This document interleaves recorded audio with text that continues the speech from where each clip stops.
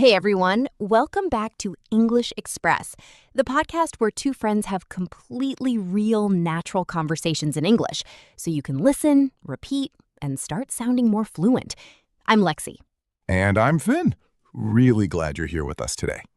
So today's topic is travel. We are going to talk about everything. Planning trips, dream destinations, the chaos of airports, food disasters in foreign countries, getting lost, language barriers, all of it. And the goal isn't just to have a fun conversation. We want you to walk away with real travel vocabulary, words and phrases that come up all the time when English speakers talk about travel. We'll be using those words naturally throughout the conversation, so don't worry about writing them down as we go. Just listen. At the end, we'll do a slow recap of every key word so you can repeat them properly. And as always, shadow us. First listen, just enjoy. Second listen, pick one of us, either me or Finn, and repeat what we say right after we say it. Copy the rhythm, the tone, the energy, not just the words, but the way they flow. Okay, let's get into it. Let's go. Finn, first question. Simple one.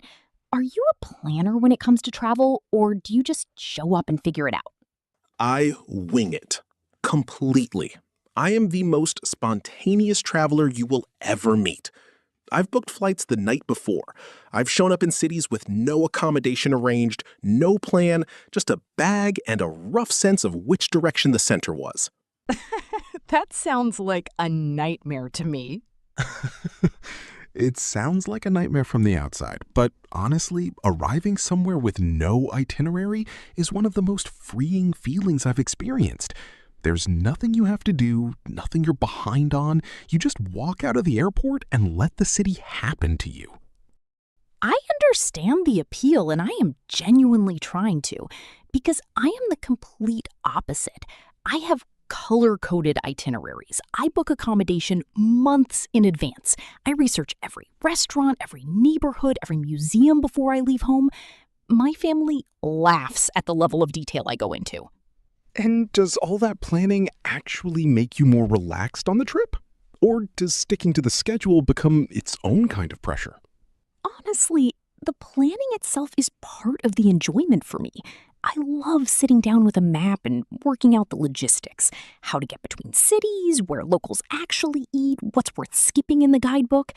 By the time I board the plane, I've mentally lived a version of the trip already. Which means the real thing is a kind of confirmation of something you've already imagined. Exactly. And when things don't match what I imagined, which they never completely do, that's fine too. That's the interesting part. I think what matters is knowing your own style and not fighting it.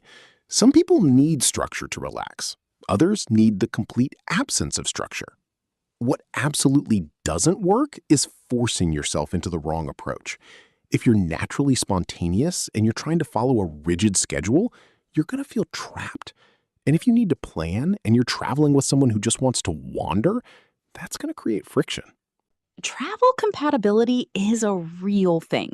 You can love someone as a friend and be completely incompatible travel partners.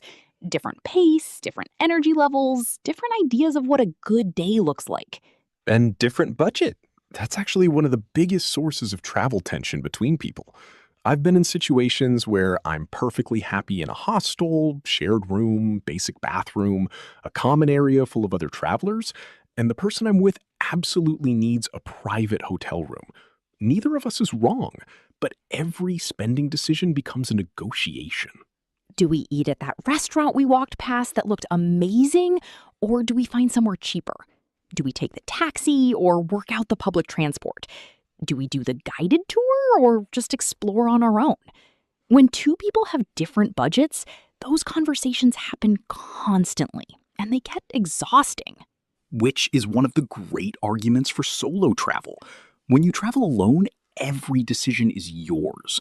You eat when you want, you sleep in without guilt, you spend 4 hours in a museum because you're fascinated, or you leave after 15 minutes because you're bored. No compromise needed. There's a kind of wanderlust that solo travel feeds in a very specific way. It's not just about seeing places. It's about finding out how you function when you're completely on your own in an unfamiliar environment with no safety net. And it builds real confidence. The first time I traveled solo, I was nervous the whole time I was packing. What if something goes wrong? What if I get lonely? What if I can't communicate? And then I arrived, and within 2 days, those worries dissolved. You figure it out. People are more capable than they give themselves credit for. I've only done solo travel once, and it was a work trip, so it barely counts. The thing that holds me back is the loneliness aspect. Seeing something beautiful and having no one to share that moment with. Standing in front of something extraordinary and just experiencing it alone. That feeling is real. I won't pretend it isn't. There are moments, a sunset, a view from a mountain, some ancient piece of architecture, where you feel this pull, this wish that someone you love was there beside you. But I think about it differently now. You share those moments later. You come home with stories, and the telling of it is its own version of sharing. And there's something to be said for witnessing beauty quietly, without performing a reaction for anyone else. I hadn't thought about it like that. Don't tell anyone I said something that thoughtful. I have a reputation to maintain. Your secret is safe. Okay, destinations. Where do you actually want to go? Things still on your travel bucket list. Japan. It's been on my list for years. The contrast between ancient and ultra-modern in the same country is extraordinary.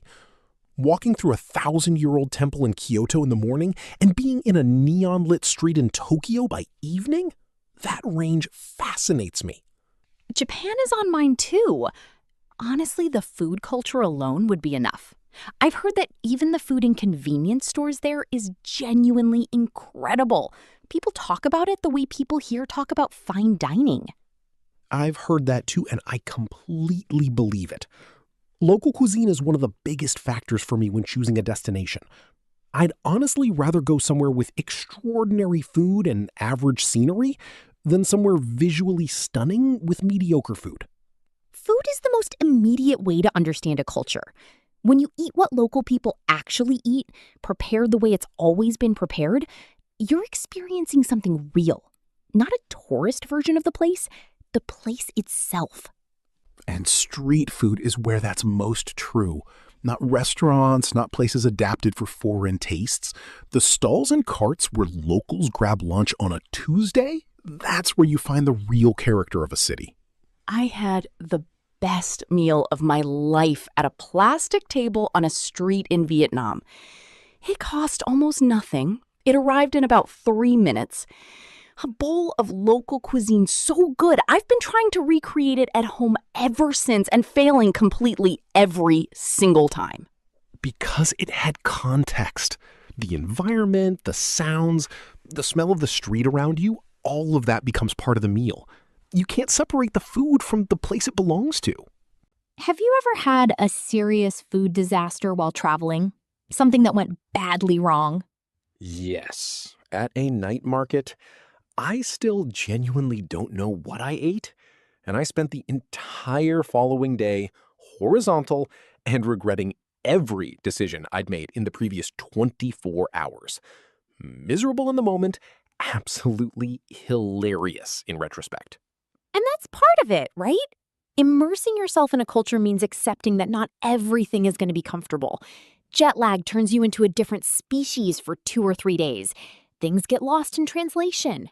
Your stomach doesn't always adjust immediately. Stuff goes wrong. Let's talk about airports, actually, because I feel like airports are their own specific kind of experience, and they deserve a mention. Airports. Okay. So I have what I would describe as mild travel anxiety that specifically lives in airports. I arrive extremely early, like embarrassingly early.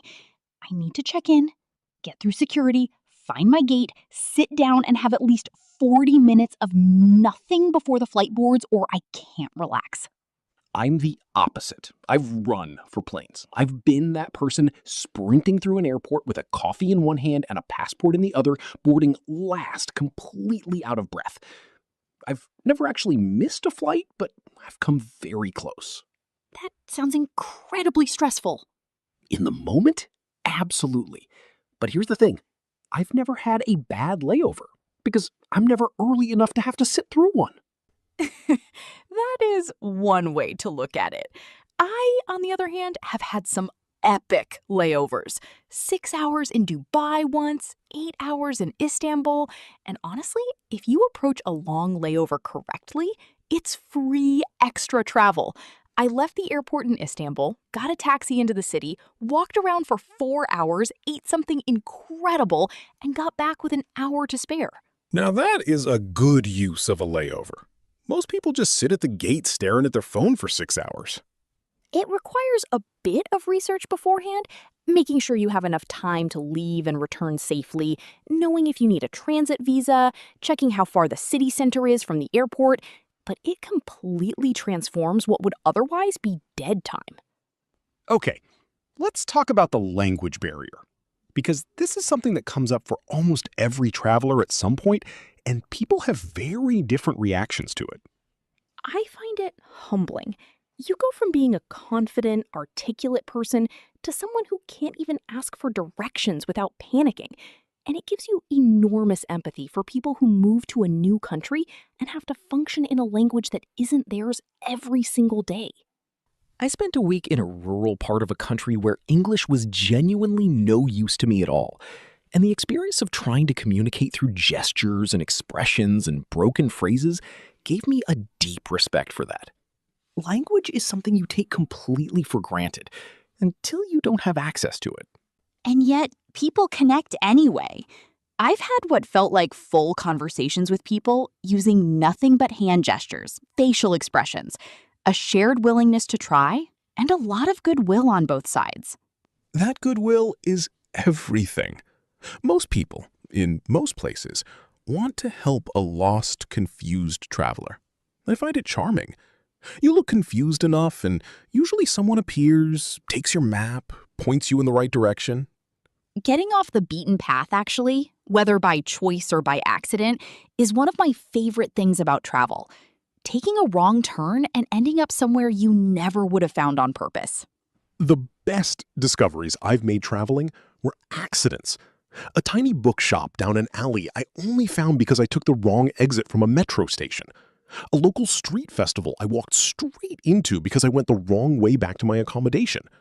A viewpoint that wasn't in any guidebook that turned out to be the most scenic place on the entire trip. That's the argument for leaving gaps in your itinerary, even if you're a planner. Don't schedule every hour. Leave room for the accidental, the unplanned, the wrong turn that turns out to be right. And backpacking really teaches you that.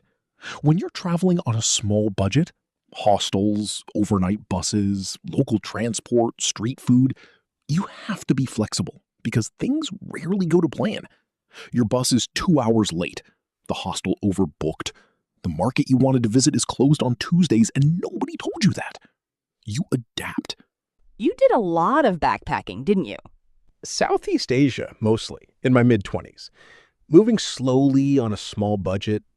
Thailand, Cambodia, Vietnam, Indonesia. Staying in cheap accommodation, eating local cuisine, meeting other backpackers, and occasionally traveling together for a few days before going our separate ways. It was one of the most formative periods of my life. Do you think that kind of travel is sustainable long-term, though?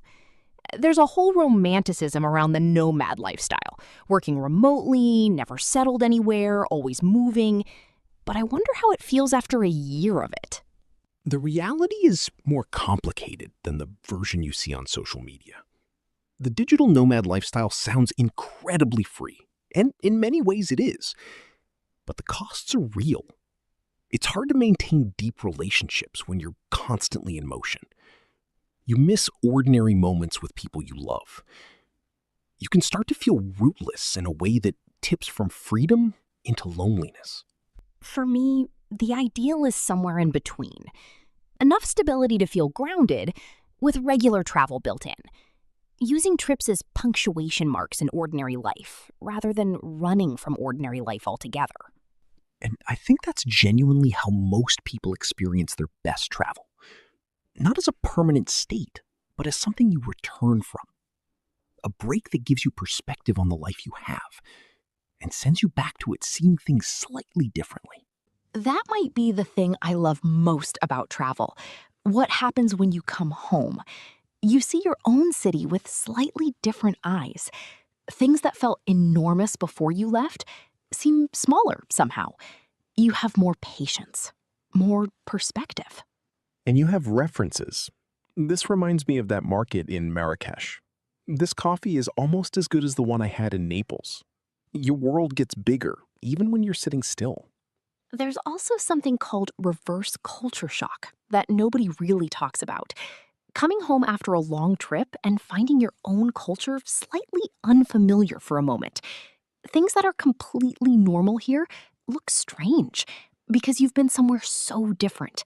Your reference points have shifted. And it takes a few weeks to fully settle back in, which I actually think is a good sign. It means the trip changed something. You didn't just pass through somewhere. You let it affect you. Which is ultimately what travel is for.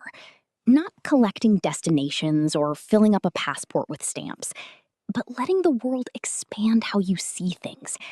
Coming home a slightly more open, more curious version of yourself. And maybe with a better vocabulary for talking about it in English. On that note, let's do our vocabulary recap. We're going to go through every key travel word we use today slowly, so you can hear it clearly and repeat it. This is your shadowing moment. Listen, then say it out loud right after us. Spontaneous. If you're spontaneous, you do things on impulse without planning ahead. I booked the flight spontaneously the night before. Itinerary. Your itinerary is your travel plan, the list of places, times, and activities. I sent my itinerary to my family before I left. Accommodation. Where you stay when you travel. A hotel, a hostel, an Airbnb, these are all accommodation.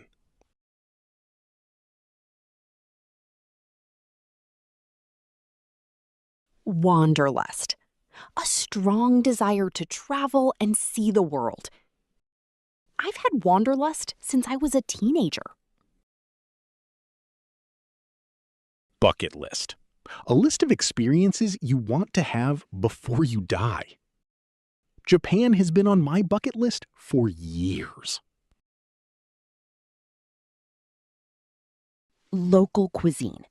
The traditional food of a particular place.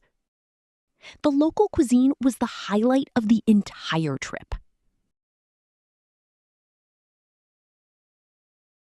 Jet lag. The exhaustion you feel after flying across multiple time zones. It took me 3 days to recover from the jet lag. Layover. A stop in another city on the way to your final destination. We had a 6-hour layover in Dubai and explored the city.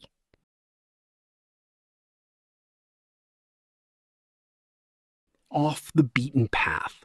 Somewhere that most tourists don't go. We found a beautiful village completely off the beaten path.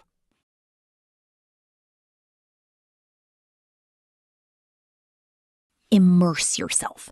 To become completely involved in something. I wanted to immerse myself in the local culture.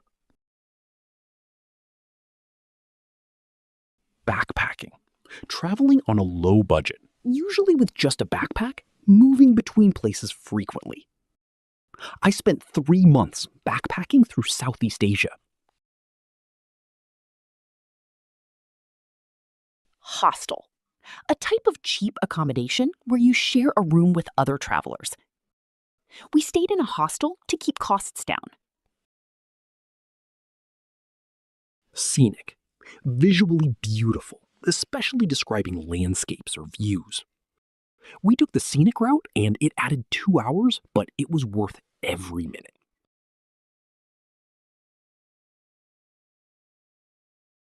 Nomad. Someone who moves from place to place without settling. More and more people are choosing to live as digital nomads.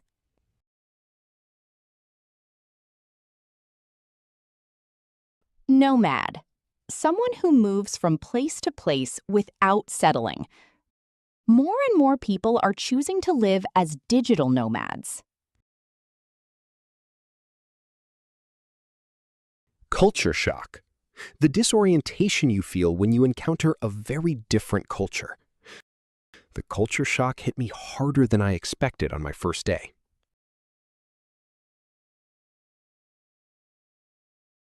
Language barrier. The difficulty of communicating when two people don't share a language. The language barrier was real, but people were kind and patient.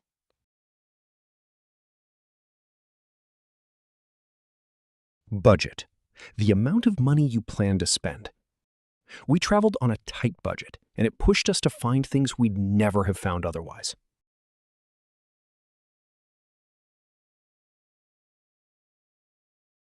And that's 17 travel words and phrases you can use the next time you're talking about travel in English. All of them came up naturally in the conversation, so go back and listen again and notice how we used each one. Thank you so much for spending this time with us. If this episode helped you, share it with a friend who's learning English. We're back soon with a new topic, a new conversation, and more vocabulary to add to your English. Until then, travel safely, speak confidently, and keep shadowing. See you next time.